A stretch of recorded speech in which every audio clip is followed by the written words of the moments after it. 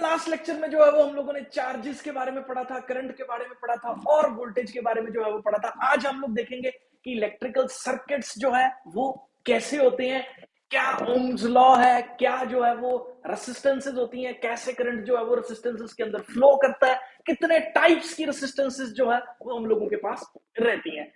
Channel पे नहीं है तो चैनल को सब्सक्राइब कर दीजिए और कॉपी पेन उठा लीजिए और सारा लेक्चर जो है वो हम लोग नोट करेंगे। तो सबसे पहले बेटा डिस्कस करेंगे हम लोग इलेक्ट्रिकल सर्किट्स जो है वो क्या रहते हैं। मान लो आपने तार के साथ जो है वो एक बल्ब जोड़ रखा है और साथ में जो है वो आपने एसी लगा रखा है और साथ में जो है वो आपने पंखा चला रखा है। वैसे ठंड है, पंखा मत चलाओ, अगर गर्मियों में देख रहे हो तो पंखा चला लो, ठीक है। तो ये जो है अगर हमने किसी भी चार्ज प्रोड्यूसिंग सोर्स के साथ जो है वो कनेक्ट कर रखा है और ये सारे जो है वो जल रहे हैं, तो उसको हम लोग इलेक्ट्रिकल सर्किट्स जो है वो बोल देते हैं। तो कंटिन्यूअस पाथ कंडक्टिंग वायर्स का जिसके अंदर रेसिस्टेंसेस जैसे कि लैंप लगा हुआ है, बल्ब लगे हुए हैं और जो टर्मिनल्स हैं वो उसके बैटरी से, चार्ज प्रोड्यूसिंग सोर्स से जो है वो कनेक्टेड है और इलेक्ट्रिकल सर्किट के अंदर से करंट भी फ्लो कर रहा है, तो उसको हम लोग जो है वो इलेक्ट्रिकल सर्किट बोल देते हैं। डेफिनेशन काफी इंपॉर्टेंट है।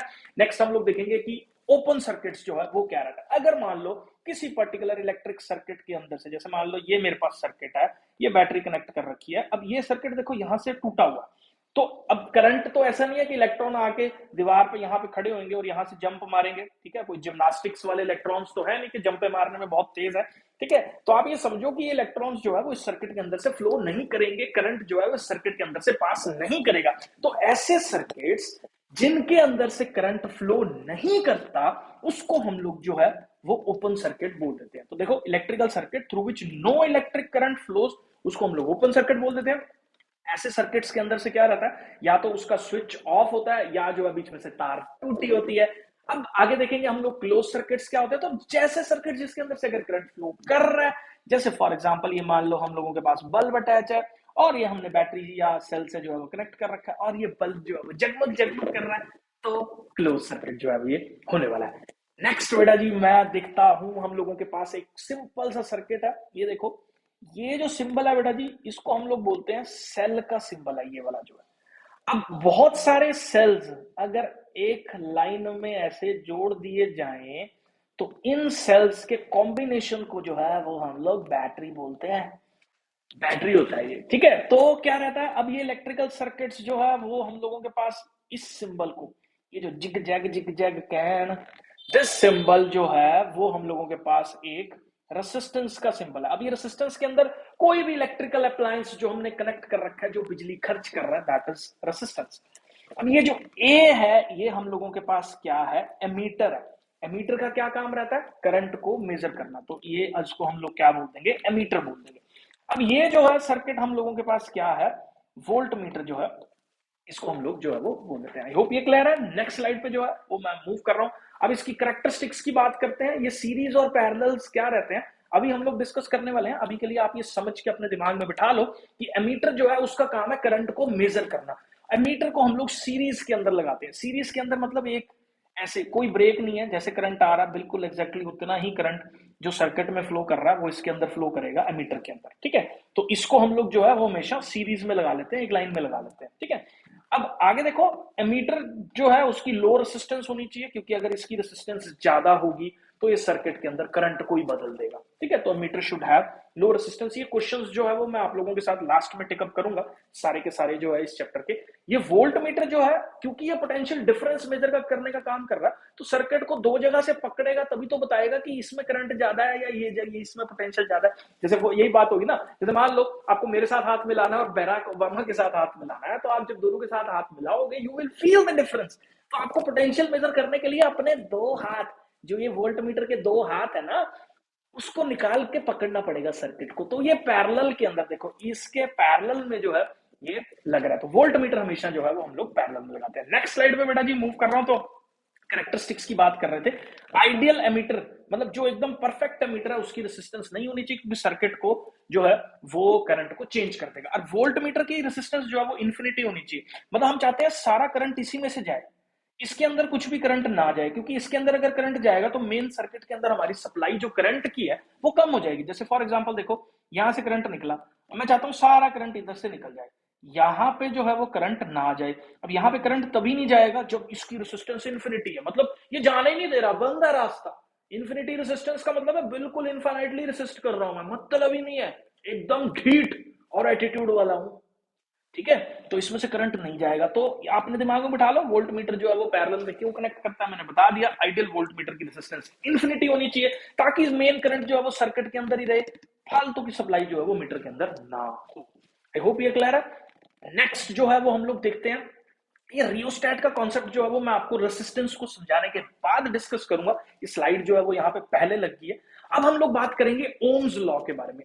ओम्स एक साइंटिस्ट हुआ है, ठीक है, तो इसका जो लॉ है वो क्या बोलता है कि अगर हम लोग किसी सर्किट के अंदर से करंट सप्लाई कर रहे हैं तो ये सर्किट के अंदर से कितना करंट फ्लो करेगा, that current is directly proportional to कितनी बड़ी बैटरी हम लोगों ने लगाई है। बहुत बड़ी बात तो नहीं है ये, आप जो है वो इसको बड़ा इजीली समझ सकते हैं कि अगर सर्किट के अंदर से आई करंट जो है वो फ्लो कर रहा है, जितना बड़ी बैटरी सर्किट के अंदर लगाओगे आप लोग तो उतना ज्यादा अमाउंट ऑफ करंट जो है वो फ्लो करेगा।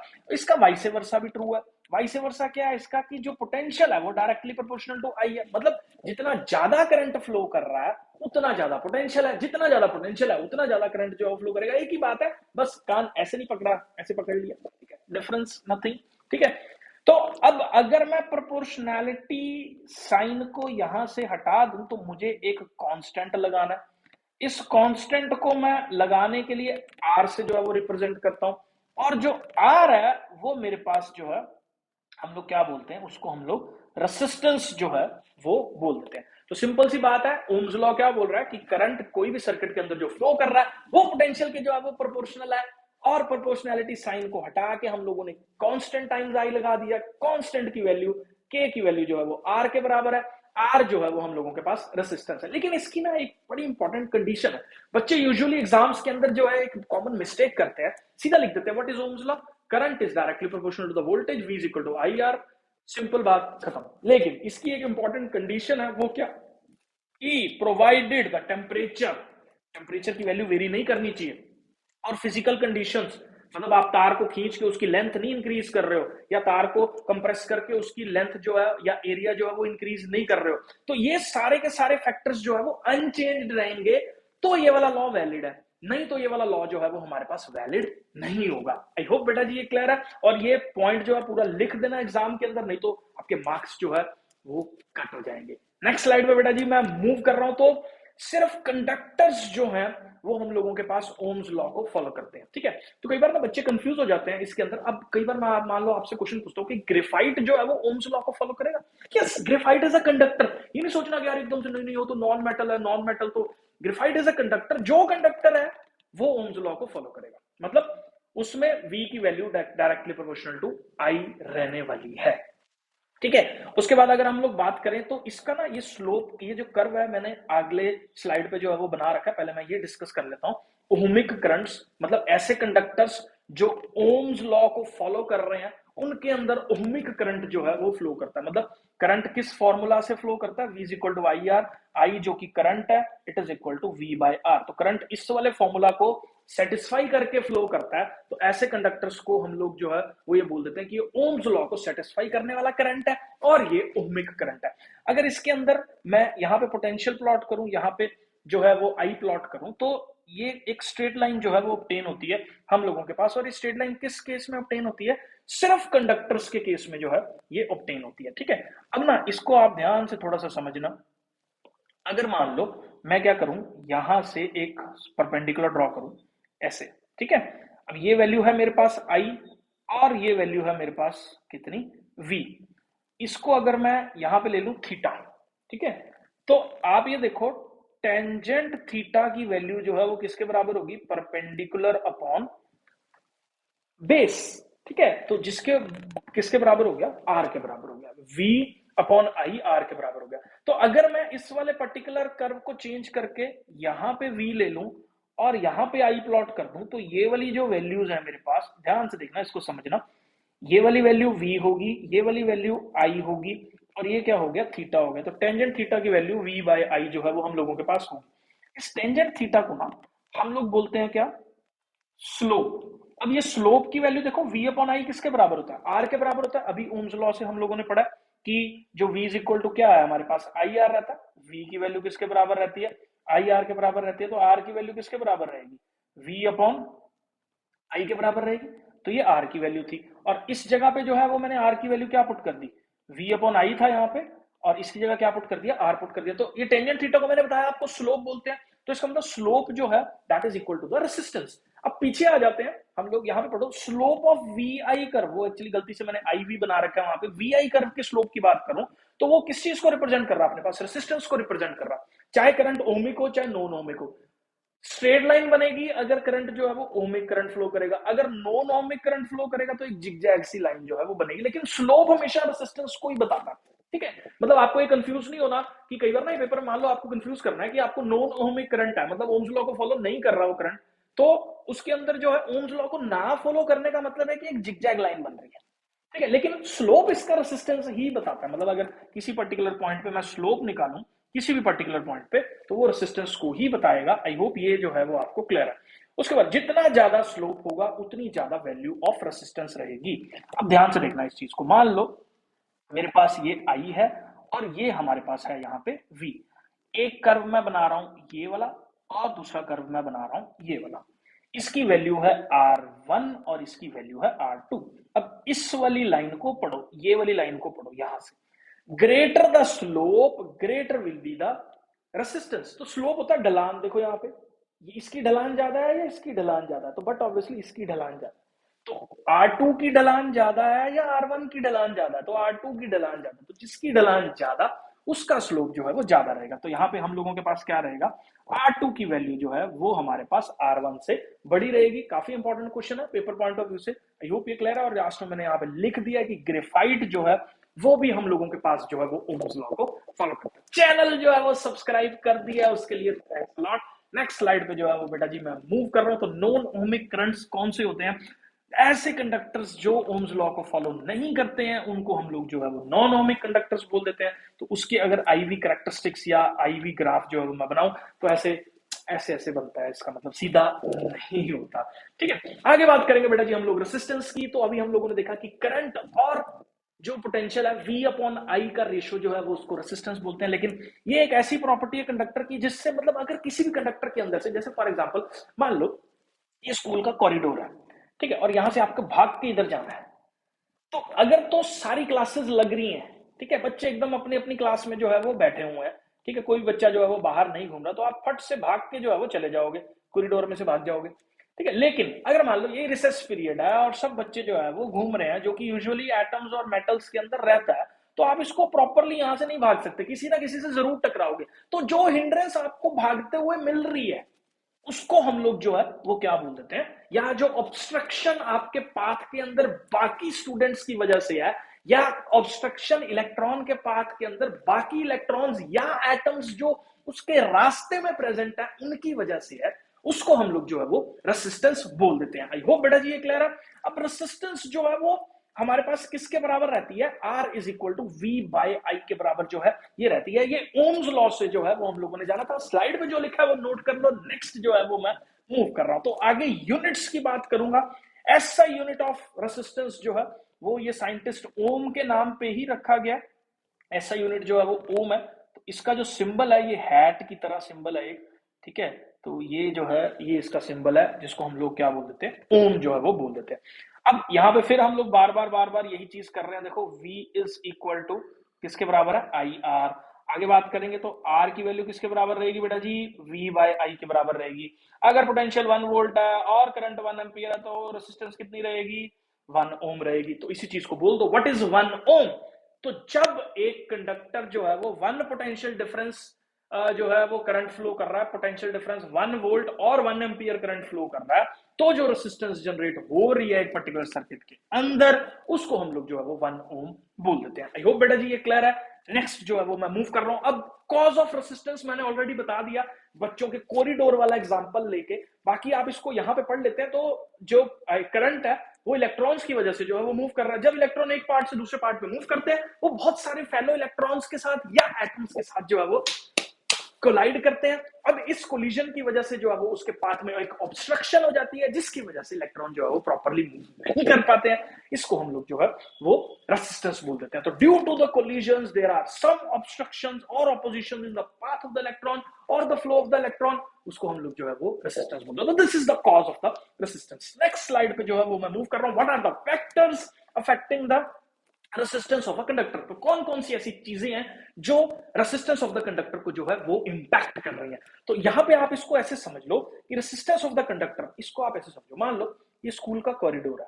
जितना लंबा कॉरिडोर होगा, जितना लंबा कॉरिडोर होगा, उतने ज्यादा चांसेस है कि आप रिसेस के अंदर बच्चों के साथ जो है वो स्ट्राइक करोगे। मान लो आपके स्कूल का कॉरिडोर ही बहुत बड़ा है, या रेलवे प्लेटफॉर्म ले लो आप, अगर आपने रेलवेज के अंदर जो है वो सफर कर रखा है, तो रेलवे प्लेटफॉर्म्स ले लो, जितना लंबा रेलवे प्लेटफॉर्म होगा उतनी ज्यादा आपको एक साइड से दूसरी साइड तक मिलने में जो है वो, या मूव करने में जो है वो ऑब्स्ट्रक्शन मिलने वाली है। तो जो रेसिस्टेंस है बेटा जी, हम लोगों के पास डायरेक्टली प्रोपोर्शनल रहता है किस चीज के? लेंथ के। जितना लंबा पाथ होगा या जितनी लंबी वायर होगी, उतनी रेसिस्टेंस जो है वो हमारे पास क्या रहेगी? ज्यादा रहेगी। ऐसे ही देखो, जितना चौड़ा प्लेटफॉर्म होगा या जितना चौड़ा आपके स्कूल का कॉरिडोर होगा, उतना इजीली जो है वो आप मूव कर पाओगे। तो इसका मतलब जो रेसिस्टेंस है that is inversely proportional to the area of the conductor. जितना चौड़ा कंडक्टर है उतना इजीली जो है वो इलेक्ट्रॉन्स मूव कर पाते हैं, क्योंकि सबको जो है वो स्पेस मिल जाता है। ठीक है, तो सारे जो है वो इलेक्ट्रॉन्स इजीली अगर एक पर्टिकुलर डायरेक्शन में मूव करना चाहें तो वो इजीली जो है वो मूव कर सकते हैं। तो एरिया के जो है वो हम लोगों के पास क्या रहता है? इनवर्सली प्रोपोर्शनल जो है वो रहता है। तो यहां पे अगर मैं यहां से लिख दूं तो डायरेक्टली प्रोपोर्शनल टू ऐसे लिख सकते हैं L by A. L by ए क्यों लिखा? क्योंकि रेसिस्टेंस के डायरेक्टली प्रोपोर्शनल था और जो है एरिया के इनवर्सली प्रोपोर्शनल था। ठीक है, अब और कौन से फैक्टर्स आते हैं? बट ऑब्वियस है, मान लो कोई इलेक्ट्रॉन जो है वो गोल्ड के अंदर मूव कर रहा है, कॉपर के अंदर मूव कर रहा है, सिल्वर के अंदर मूव कर रहा है, एल्यूमिनियम के अंदर मूव कर रहा है, जिंक के अंदर मूव कर रहा है। तो हर जगह पे इलेक्ट्रॉन का बिहेवियर जो है वो अलग है, क्योंकि वो एक अलग एटम में मूव कर रहा है। उसके अंदर डिफरेंट नंबर ऑफ इलेक्ट्रॉन्स जो है वो वैलेंस शेल में प्रेजेंट है, जो कि कंडक्ट कर रहे हैं। उसके एटम्स का साइज अलग अलग है, तो जिसकी वजह से जो रेसिस्टेंसेस की वैल्यू है वो वेरी कर जाती है। तो बट ऑब्वियसली कि जिस सड़क पे या जिस पाथ पे इलेक्ट्रॉन मूव कर रहा है, वो उस सड़क की क्वालिटी पे भी डिपेंड करेगा कि वो सड़क जो है वो कंक्रीट वाली सड़क है या वो टाइल वाली सड़क है या वो कौन सी सड़क है। तो मतलब मटेरियल पे जो है वो इसका डिपेंडेंसी फॉर श्योर होने वाला है। एक और फैक्टर है जिसपे ये डिपेंड करता है, दैट इज द टेम्परेचर। मान लो आपने कंडक्टर का टेम्परेचर जो है वो बढ़ा दिया, उससे रैंडमनेस जो है वो बढ़ जाएगी, क्योंकि जैसे ही मान लो टेम्परेचर बढ़ेगा, इलेक्ट्रॉन्स जो है वो एनर्जी गेन करेंगे, थर्मल एनर्जी गेन करके इलेक्ट्रॉन्स जो है वो रैंडमली मूव करेंगे। तो जब इलेक्ट्रॉन्स रैंडमली मूव कर रहे हैं तो नंबर ऑफ कोलिजन्स बढ़ जाएंगे। जिस नंबर ऑफ कोलिजन्स के बढ़ने की वजह से जो ऑब्स्ट्रक्शन आपको मिल रही है एक पर्टिकुलर पाथ पे फ्लो करने के लिए, वो वेरी कर जाएगी, या कम हो जाएगी, या ज्यादा हो जाएगी। वो आगे हम लोग टेम्परेचर के इंपैक्ट पे देखेंगे, रेसिस्टेंसेस के ऊपर जो है वो क्या रहने वाला है। तो एक देखो, फॉर्मूला पॉइंट ऑफ व्यू से रेसिस्टेंस जो है वो directly proportional to L by A है, लेकिन नेचर ऑफ द मटेरियल पे भी जो है वो डिपेंड करती है, और टेम्परेचर ऑफ द कंडक्टर पे भी जो है वो रेसिस्टेंस डिपेंड करती है। हो बेटा जी, ये क्लियर है? नेक्स्ट जो है वो हम लोग देख रहे हैं इसी का फॉर्मूला। आगे देखो, अभी हम लोगों ने ये बात तो कर ही ली थी। अब ये प्रोपोर्शनैलिटी कांस्टेंट साइन हटा के हम लोग इसको लिख देते हैं रो टाइम्स L बाय ए। ये सिंबल है रो, RHO, रो। इसको हम लोग क्या बोल देते हैं? रेसिस्टिविटी। अब देखो ना, एक सोचने वाली बात है, एक तो लेंथ पे डिपेंड कर रही है, एक एरिया पे डिपेंड कर रही है। तो कांस्टेंट जो है that is a material property, ये मटेरियल को रिप्रेजेंट कर रहा है, या ये किस चीज को रिप्रेजेंट कर रहा है? हम लोगों के पास टेम्परेचर को रिप्रेजेंट कर रहा है। तो देखो, जो चार फैक्टर्स पे रेसिस्टेंस डिपेंड कर रही थी वो इस फॉर्मूला में कैटर हो गए। कैसे? R is equal to rho L by A, length के डायरेक्टली प्रोपोर्शनल, एरिया के इनवर्सली प्रोपोर्शनल, और मटेरियल और टेम्परेचर जिसके लिए एक कॉमन कांस्टेंट, क्योंकि मटेरियल और टेम्परेचर एक जगह पे कांस्टेंट है। अगर आप ओम्स लॉ के अंदर भी बात करो तो हमने बोला था कि मटेरियल और टेम्परेचर सेम है, या लेंथ को इंक्रीज नहीं कर रहे, कोई भी स्ट्रेन जो है वो, कोई भी खिंचाव जो है हम लोग वायर्स के ऊपर नहीं डाल रहे हैं। तो जिसकी प्रॉपर्टी को हम लोग किससे रिप्रेजेंट कर रहे हैं? रो से रिप्रेजेंट कर रहे हैं, जो कि हमारे पास क्या है? रेसिस्टिविटी। आई होप ये क्लियर है।